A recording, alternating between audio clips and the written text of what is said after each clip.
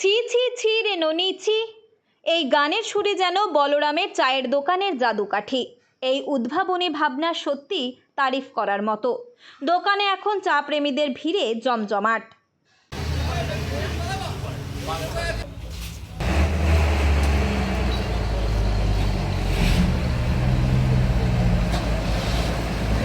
সমাজ মাধ্যম খুললেই এখন একটাই গান কানে বাজে, ছি ছি ছি রে ননি ছি। মিম, রিল, মজার ভিডিও সবখানেই এই গানের রাজত্ব। বন্ধুদের আড্ডা থেকে পিকনিক, এই গান যেন এক অবিচ্ছেদ্য অংশ হয়ে উঠেছে। আর এই গানের মুখ্য লাইনটাকেই পুঁজি করে বাঁকুড়ার যুবক ডোকরা শিল্পী বলরাম কর্মকার খুলে ফেলেছেন এক অসাধারণ চায়ের দোকান, যা এখন বাঁকুড়ার অন্যতম আকর্ষণ।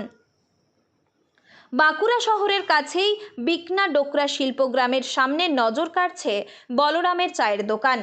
বড় বড় হোর্ডিংয়ে লেখা, ছি ছি ছি রে ননি ছি, তোমার দুঃখে চায়ের দোকান খুলেছি। এই কথাগুলো শুনেই যেন মনটা আরও বেশি করে চা পানের জন্য আকুল হয়ে ওঠে। প্রেমে ব্যর্থতার গল্প হোক বা জীবনের সাফল্য, এই চায়ের দোকান যেন সব কিছুর আশ্রয়স্থল। বলরাম কর্মকার বলছেন, মানুষটাকে ধরে রাখতে পারিনি, কিন্তু ওই নামে চায়ের দোকান খুলেছি। গানটাও খুব সুন্দর। ভাবুন একবার, কি অসাধারণ মার্কেটিং স্ট্র্যাটেজি। গতানুগতিক চিন্তাভাবনা থেকে বেরিয়ে এসে বলরাম দেখিয়ে দিলেন কিভাবে একটা মজার এবং মৌলিক ভাবনাকে কাজে লাগিয়ে দারুণ ব্যবসা করা যায়। পারলাম না, কিন্তু স্মৃতিচিহ্ন হিসাবে এই জিনিসটা থেকে গেল এবং নামটাও হলো খুবই সুন্দর নাম। আপনাদেরও ভালো লাগবে, ছি ছি ছিঁড়ে ননিচ্ছি, তোমার দুঃখেই আমি চায়ের দোকান খুলেছি। হ্যাঁ, একদম চা খাবো না, এটা আমাদের একটা চা কাকা, ভাইরাল কাকা, যেটা আমাদের চা খাবো না আমরা গ্রুপে যে কেউ বলে চা খাবো না আমরা চা, খুবই সুন্দর।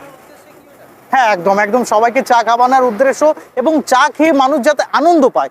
আপনি চা তো যেখানেও খেয়ে যাবেন, আপনি যখন এই শ্লোকটা পড়বেন, আপনি এই জিনিসটা দেখবেন, আপনার মনের মধ্যে যে একটা মুখের মধ্যে হাসি, মনের মধ্যে একটা যে ভালো লাগা, এটাই আমার কাছে অনেকটা।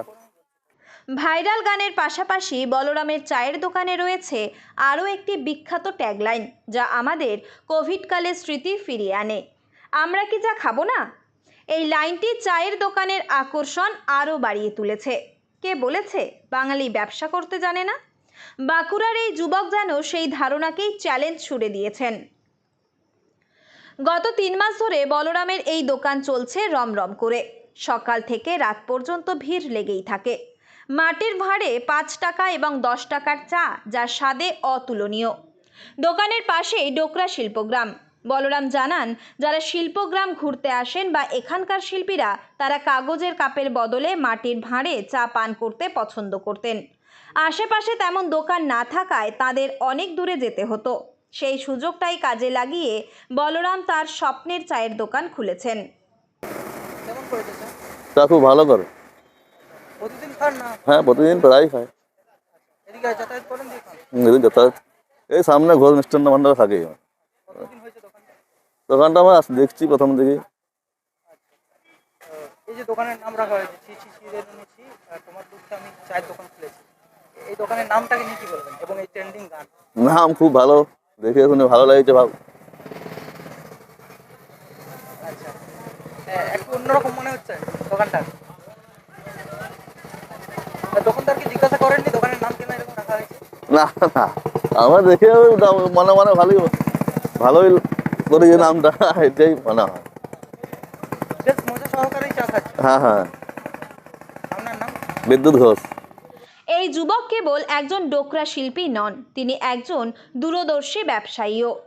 বাঁকুড়ার এই যুবক দেখালেন কিভাবে একটি ভাইরাল ট্রেন্ডকে কাজে লাগিয়ে একটি সফল ব্যবসা গড়ে তোলা যায়, যা একই সাথে আনন্দ আর উপার্জনের উৎস।